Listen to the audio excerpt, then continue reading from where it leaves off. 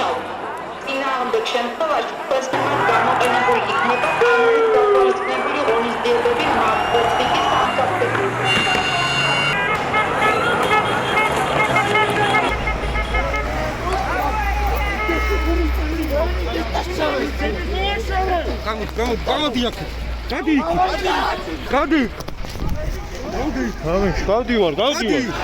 გავდივარ, კაცო, რა გინდა? გავდივარ, კაცო, გავდივარ, რა გინდა? გავდივარ, სადღა დავიდე, მე გავდივარ. გავდივარ, კაცო. 2023 წლის უკვე 9 მარტის ადრიან დილა იყო, თენდებოდა 9 მარტი. ეს იყო რუსული კანონის ეს შემოტანის პირველი მცდელობა იყო, რომელიც მაშინ საბოლოოდ წარუმატებდა დასრულდა ქართულ ოცნებისთვის და იყო უკვე რაც მიმდინარე აქციები. ეს იყო მეორე ღამე, როცა სპეცრაზმი გარბევდა აქციის მონაწილეებს. და ერთ-ერთი უკვე რაღაცა როცა გაიძნენ სპეცრაზმის კორდონი წამოვიდა და დაიწყო უკვე აქციის მონაწილეთა დეუნა რუსთაველის გამზირზე. მაგ დროს მე და ჩემი თანამშრომელი ვიმყოფებოდით აქ, მოვყვებოდით უკან, როცა ჩვენ შევისუნთქეთ ეს ცემდენი გაზი, რომ თან ცოტა გავხდით სუდად, რამდენიმე წუთით შევჩერდით და გაგვასწრო ამის გამო სპეცრაზმა და უცებ აღმოჩნდით უკვე პოლიციით გარშემორტყმული. და აღმოაჩინეთ, რომ აი სპეცრაზმის კორდონის უკან, სადაც უკვე აღარ იყვნენ არც ჟურნალისტები, არც რაცა ესე დიდი რაოდენობით აქციის მონაწილეები, ეს პოლიციის თანამშრომლები ძალადობდნენ, აქციულ მოქალაქეებთან, რომლებიც ასევე ცუდად იყვნენ და აკავებდნენ ესე ძალიან ესე უხეშად და ძალისმიერ მეთოდებით.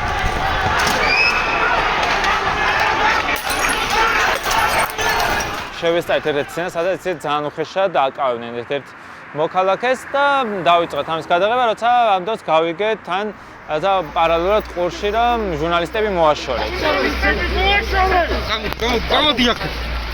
დავინახე რომ ეს იყო გოგა მემანიშვილი, მაშინ შინაგან საქმეთა სამინისტროს ერთ-ერთი მაღალჩინოსანი, რომელიც დღემდე მუშაობს ჩვევა სისტემაში და აი მისი ბრძანის შესაბამისად უკვე ნიღმიანმა პირებმა, რომლებიც არ ვიცით რომელი დეპარტამენტიდან იყვნენ, დაიწყეს რაღაცა მოგწვინენ მეც და ჩემს თანამშრომელსაც, მე რაღაცა მომწვიდნენ სადა ტელეფონს წართმევა. მე დავიწყე უკან დახევა და რაღაცა გამორიდება სიტუაციას, რომ თან შემეძნაჩვენებინა უსაფრთხო დისტანცია და გამეგზელებინა მუშაობა, მაგრამ თან ამავდროულად არ წყვეტდი გადაღებას და მოდიოდი ნენელა უკან, რამაც კიდევ უფრო მეტად გააღიზიანა ეს სამართალდამცველები და პროგრესულად გამოიწვინენ ჩემზე, რაღაცა მომჭიდეს ხელში ცადეს წართმევა, რომ ვერ წამართვეს უკვე დამარტყეს ხელში, ვერ დამარტყეს ფეხით, მაგრამ მე რაღაცნაირად დავიცავი თავი, ნენელა უკვე გადმოვიწიე და ესე გზა გადმოვკვეთე, დაახლოებით ეს არის ოპერის მხრიდან, გადმოვკვეთე გზა და ამოვედი აქეთ მეორე მხარეს უკვე რაღაცა გაზონზე, სადაც რომ უფრო კიდევ მეტად გამორიდებოდი სიტუაციას. საბოლოოდ ჩვენ მაინც შევგვჭირა ეს ვიდეო მასალა, მოახერხეთ რომ ეს რაც მათქონდა მაშინვე გავავრცელეთ ინფორმაცია, რომ შეგვიშალეს ხელი. რატომ მქონდა რაღაცა ტკივილებიც, მან ეს იყო რაღაცა ორჯერ დამარტყეს, თუმცა არ იყო ეს რაღაცა ისეთი მარტივად და ესე სუბუქად მორტყმული, საკმაოდ უხეშად ეცადნენ, რომ რაღაცნაირად ან ჩვენ გაგვეჩერებინა გადაღება, ან მათვე წაერთმიათ და არ დაგვეფიქსირებინა ის, რასაც მაშინ ეს პოლიციის კორდონს უკან ის სამართალდამცველები აკეთებდნენ. გამოყარე ჟურნალისტები. უკან გზემოთ. ორი მარტი იყო რუსული კანონის განხილვა მიმდინარეობდა პარლამენტში, ჟურნალისტები ვიყავით შიგნით და ვაშუქებდით მიმდინარე მოვლენებს. გარეთ იყო დემონსტრაცია, აქცია იყო გარეთ და რაღაც მომენტში თქვეს, რომ რუსთაველზე ხალხი დაიშალაო და ამის გადასამოწმებლად, იმიტომ რომ პარლამენტიდან ამის გაკონტროლება შეუძლებელია, ჩამოვედით ქვემოთ, ჯერ წავედით ჭიჭინაძის მხარეს, იქით ამ მხარეს ვიყავით მისული, იქით სიმშვიდე იყო, არაფერი არ ხდებოდა და შემდგომ გადმოვინაცვლეთ აქეთ.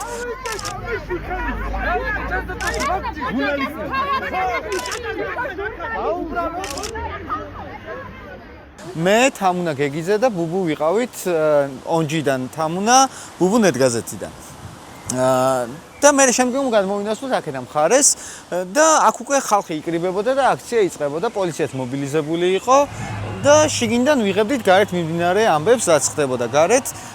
ამ დროს მოვიდა ჯერ ერთი პოლიციელი და გვითხრა რომ ტერიტორია უნდა დაგვეტოვებინა და უხსნიდით რატომ უნდა დაგვეტოვებინა, როდესაც ნაწილს ჩვენგან აკრედიტაცია ქონდა, ნაწილს საშვი ქონდა, აკრედიტაცია მუდმივ მოქმედი და საშვი იმისა რომ ჟურნალისტები ვართ და ვაშუქებთ მაგაზე, წარუდგინეთ ეს ყველაფერი, ვაჩვენეთ. შემდგომ მოვიდა კიდევ სხვა პოლიციის წარმომადგენელი, რომელსაც ფორმა არ ეცვა, სავარაუდოდ სუსის წარმომადგენელი არის ეს ადამიანი და თამუნასთან შევიდა დიალოგში. ვაჩვენე ჩემი პრესკარტა და პარლამენტში დაშვების საშვი. ამას მათი მხრიდან სწრაფად მოყვეს, რომ ეს არ მაძლევდა პარლამენტში ყოფნის უფლებას, რასაც მოყვა კამათი, რომ პარლამენტის მიერ ოფიციალურად გაცემული საშვი არ შეიძლება არ გაძლევდეს პარლამენტში ყოფნის უფლებას.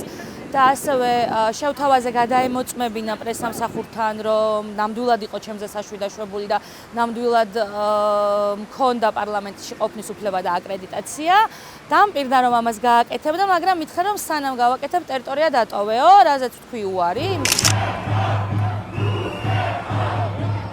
გადაწყვიტა ამ ადამიანმა რომ რაღაცას დავადგენ და მოვალო, უცებ მოbrunდა უკან და მოკიდა თამუნას ხელი და წაიყვანა კარებისკენ და ამასთან ერთად მე და ბუბუსაც მოგვარდნენ და გაგვიყვანეს კარებისკენ და ამას მე თან ვიდეოს ვიღებდი და რაღაც მომენტში ვიდეოს გადაღება ვეღარ შევძელი, გაწყდა ვიდეო კადრი, მაგრამ გამოგვიყვანეს გარეთ. ხელშეშლა სამწუხაროდ მიჩვეული ვართ მოვალეობის შესრულებისას, მაგრამ ეს ძირითადად მანამდე უკავშირდებოდა რაღაც აგრესიულ ულტრამემარჯვენე ჯგუფებს, პრორუსულ ჰომოფობიურ ჯგუფებს და ესე პირდაპირ სახელმწიფო ორგანოში, სახელმწიფო დაცვის თანამშრომელს ფიზიკურად შემხებოდა, ეგეთი გამოცდილება მანამდე არ მქონია. ნამდვილად გამათრიეს, იმიტომ რომ ჩემინებით ფეხი არ გადამიდგას, ცოტა ჰაერში მქონდა უფრო ფეხები და ვფართხალებდი. ვიმეორებდი რომ ჟურნალისტი ვარ და რასაკეთებთ, არ გაქვთ გამოგდების უფლება და დახმარებისთვის მივმართე, თუმცა ასევე უშედეგოდ და რაც მახსოვს იყო ის რომ რკინის კარებზე რაღაცას გამოვედე და ქურთუკი, რაც მეცვა კიდევ კარგი რომ ქურთუკი მეცვა დაზიანდა და სხეულის დაზიანება არ მიმიღია. და გადმოსასვლელზე იყო კიბეები და რაღაც რკინა, რაც არავის არ გაუთვალისწინებია და ამაზე ფეხი წამოვიკარდა, წინ გადმოვარდი. საბედნიეროდ ხალხი იდგა წინ და შემეკავეს და არ დავცემულ ვარ. და ამ პროცესში, როცა ვიაზრებდი რა მოხდა, გამოვიხედე და ვხედავ, რომ იგივე ფრაზებს ჟურნალისტები ვართ რასაკეთებთ, იმეორებდნენ ვახო და ბუბუც, რომლებიც ასევე გამოვაგდეს იმ რამდენიმე წამის განმავლობაში პარლამენტის ტერიტორიიდან. მართლა გქონდა მოლოდინი, რომ უკან შევბრუნდებოდით და გაირკვეოდა, რომ რაღაც გაურკვევლობა მოხდა და არ გქონდა ჩვენთვის ხელშეშლის უფლება. ყველამ დაურეკეთ პარლამენტის პრესამსახურს აუხსენით რაც მოხდა და მოგცა პირობა რომ გაარკვევდა, თუმცა ამის შემდეგ ჩვენი ზარებისთვის აღარ უპასუხია. აქციის მონაწილეები გადაადგილდებიან უკვე მელიქიშვილის ქუჩაზე ჭავჭავაძის მიმართულებით. ძალიან მაგონებს გავრილოვის ღამის სცენარს. როგორც ჩანს, ეს გზა იციან ამ ადამიანებმა არაპროპორციული ძალის გამოყენებით.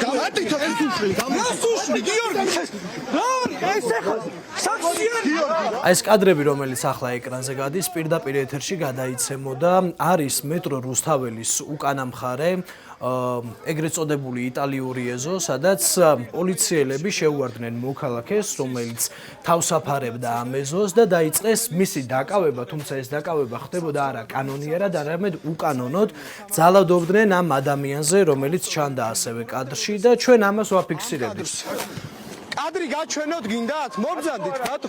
გიორგი ძალის გამოყენებით გამოაგდეს. აი ამ შლაგბაუმიდან მე გარეთ ვიდექი ოპერატორის ფუნქციას ვასრულებდი და ჯიკაობასთან და იქ კამერაზე ხელისაფარებასთან ერთად იყო ფიზიკური ანგარიშწორება, კონკრეტულად ჩემთან მიმართებაში, გიორგისთან მიმართებაში შეიძლება უარესიც იყო, უბრალოდ მე ვერ აღვიქვამდი იმ მომენტში რა ხდებოდა, ეს იყო ტექნიკა აქვს შემუშავებული, იცით, ესე გაქნევით არ გირწყამენ. აი თითქოს მოგადებს მუშს და მერე გაჭერს აი ეს ნეკნების მიდამოებში, რომ აი სუნთქვა შეგეკრას და მუშაობა ვეღარ შეძლო და მიუხედავად ამისა, რომ ხედავდნენ, რომ მე ვაგრძელებდი მუშაობას და ეს სამხელა კამერა მხარზე მქონდა შემოდებული და პირდაპირ ჩართვის აპარატი ზურგზე მოკიდებული ხო კაბელით არის გადაერთებული.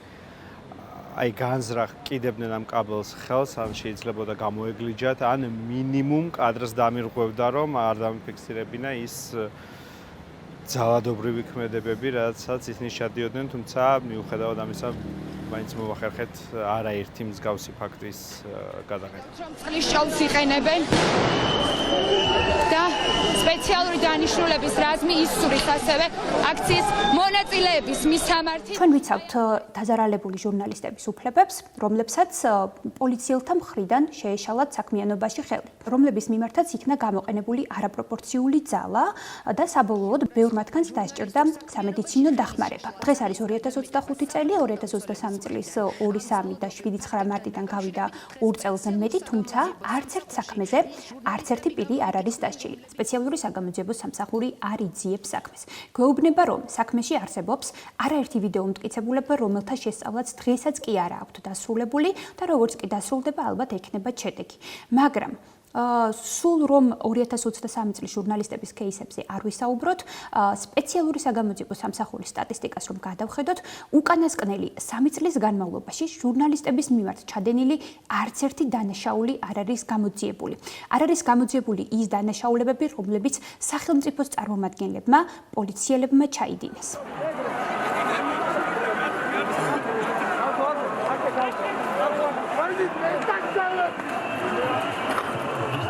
საქმიანობაში ხელშეშლის ფაქტებზე დაუსჯელობის სინდრომი გვაქვს ქვეყანაში.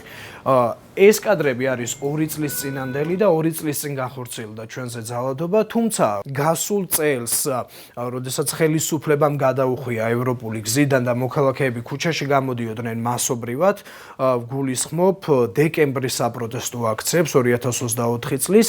არაერთ ჩემს კოლეგაზე მათ შორის ჩემზეც იძალადეს, თუმცა სურვილი აღარ მქონდა იმის, რომ მიმემართა სპეციალურ საგამოძიებო სამსახურისთვის დაახლოებით 3-ჯერ დამირეკეს და თხოვეს რომ მივსულიყავი გამოკითხვაზე, თუმცა პირდაპირ უთხარი მათ, რომ ჯერ 2 წლის წინანდელი საქმე გამოიძიონ, რომელიც თაროზეა შემოდებული და შემდგომში მივიდოდი და მივცემდი ჩვენებას.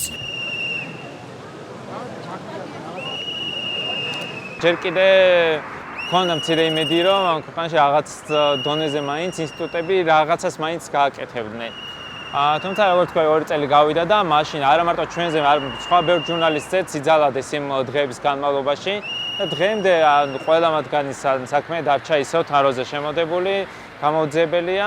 მას შემდეგ პოლიციის მხრიდან ეს ძალადობა კიდევ უფრო და უფრო გაიზარდა ძალიან სწრაფად. მაშინ თუ რაღაც მომენტში მაინც უკან შევოდნენ და იხიოდნენ და ვახერხებდით იმას, რომ შეგვინარჩუნებინა ჩვენი ტექნიკა, გაგვეგრძელებინა გადაღებაც კი. დღეს მაგალითად ყველა რაც აქციაზე გასვლისას გვაქვს იმის მოლოდინი, რომ შეიძლება წაგვართვან ტექნიკა, რომელსაც ვეღარც კი დავიბრუნებთ და არა თუ ეს, არამედ შეიძლება გვცემონ, დაგვოკავონკიდეთ ადმინისტრაციულ წესით და აქეთ დაგვდონ ბრალი, რომ რაღაცა ვარღვევდით და წესრიგს, როცა უბრალოდ შეიძლება მაშინ ვიღებდეთ ფოტოებს და ძალიან ნათელი იყოს, რომ ჩვენ ვასრულებთ ჟურნალისტურ საქმიანობას. მიუხედავად იმისა, რომ ეს კადრები არსებობს, არაფერი არ შესრულა და ის ადამიანი, რომელმაც ფიზიკურად გამოიყვანა თამუნა და დაანჩენმა ჩვენს გამოგვიყვანეს, ხვდება ხოლმე პერიოდულად ისევ პარლამენტის მიმდებარე ტერიტორიაზე, რამდენჯერმე მქონდა კომუნიკაციაც ესე მივესალმე და გავახსენე ეს ამბავი და ამბობს, რომ არა, მე არ ყოფილა.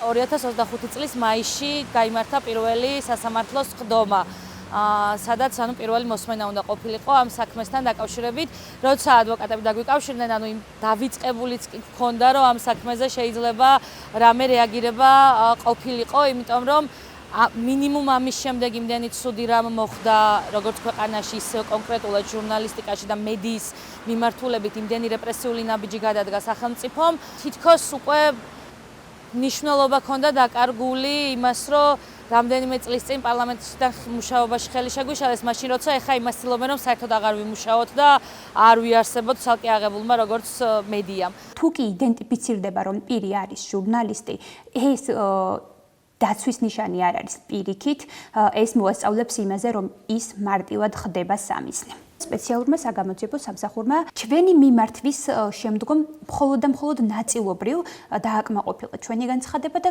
დაზარალებული სტატუსი მიანიჭა 12 ჟურნალისტს.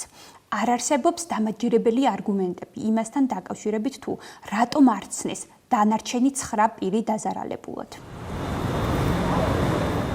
დაზარალებულის სტატუსი მომანიჭეს და ვინ დამაზარალა არ იციან. ვკითხე რომ ანუ ამოიცანით თქო ვინმე თქო და იცით რა სამწუხაროდ ძალიან რთული იყო მათი ამოცნობა და ამ ეტაპზე არავინ არ გვყავს ისეთი ეჭვმიტანილიო და აქ განვითარებულ ეპიზოდში არც ერთ ადამიანს ვინც ფორმიანი იყო არ ქონდა ნიღაბი. ყველას სახეები ჩანდა. უწყებაში დაიბარეს 19 ჟურნალისტის საქმე ალბათ არის ის საქმე, რომლის იქითაც ალბათ ჩვენ არ გვეღონა თუ ადამიანის უფლებები და ჟურნალისტების უფლებები განსაკუთრებით დაირღვეოდა. თუ ეს საქმეები სწორი მიმართულებით არ წავა სამართლებრივი კუთხით, არც მაკა ჩეხლაძეზე და გიორგი შეწირულზე და არც გუნამ რომ გავაზე თავდასხმა იქნება ბოლო. ჩვენ გავაჟღერეთ პირველად რომ ეს საქმე წავიდოდა ადამიანის უფლებათა ეროვნულ სასამართლოში, რომლის შემდგომაც სპეციალურმა საგამოძიებო სამსახურმა რამდენიმე ჟურნალისტს მისცა დაზარალებული სტატუსი და ასევე საქალაქო სასამართლოში ჩაინიშნა მათი პროცესი პირველად 2024 წლის შემოდგომის შემდგომ.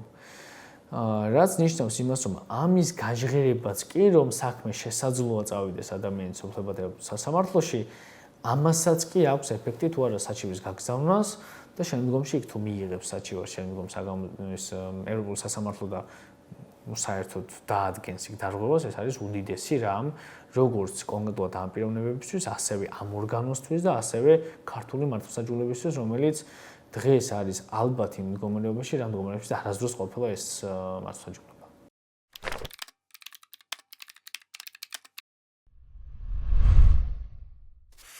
სტრასბურგის სასამართლო არ არის თბილისის საქალაქო სასამართლო, ან სააპელაციო სასამართლო, ან უზენაესი სასამართლო, რომლებიც იმართება კლანის მიერ და რომელიც დაქვემდებარებულია ქართულ ოცნებას. სტრასბურგში არიან მოსამართლეები, რომლებიც ნამდვილად ობიექტურად იღებენ გადაწყვეტილებას და იმედი რომ არ გქონდეს რომ სტრასბურგი ობიექტურ გადაწყვეტილებას მიიღებდა, ამ სარჩელის ერთ-ერთი ხელმომწერი ბუნებრივია არ ვიქნებოდი. რატომ ვერ უნდა ვაღწევდეთ სამართალს ჩვენს ქვეყანაში? აი ამაში არის პრობლემა.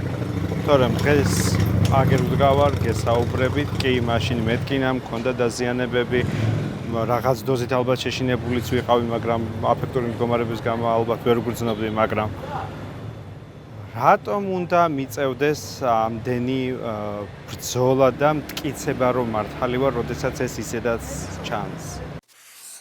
2023 წლის რუსული კანონის პირველი მიღებიდან დღემდე ჩემი როგორც ინდივიდუალურად ერთი ჟურნალისტის და ასევე ჩემი ყველა კოლეგის სამსახურებრივი პირობები ბევრად უფრო გართულდა და ბევრად უფრო შეიზღუდა, საფრთხეებიც ბევრად უფრო გაიზარდა სამწუხაროდ და დღეს უკვე როგორც ინდივიდუალურად, ასე ერთად მთელი მედია ფაქტობრივად გადარჩენისთვის ვიბრძვით, რომ მოვახერხოთ რაღაც ეს საზოგადოების ინფორმირება და იმ კრიტიკული ხმის შენარჩუნება, რომელიც სახელმწიფოს უნდა რომ ჩაახშოს.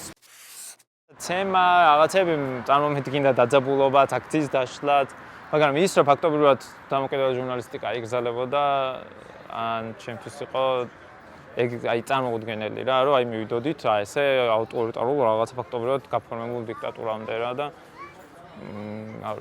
ფაქტია რომ ეხლა უკვე ამას ვსწორებდნენ რა თვალს ამ რეალობას რა. მე დავშავდები, სხვა გამოვა, სხვა იმუშავა, სხვა დაშავდება, მე გავალ და ესე ჩავინასრულებით ერთმანეთს და გავაგრძელებთ რა.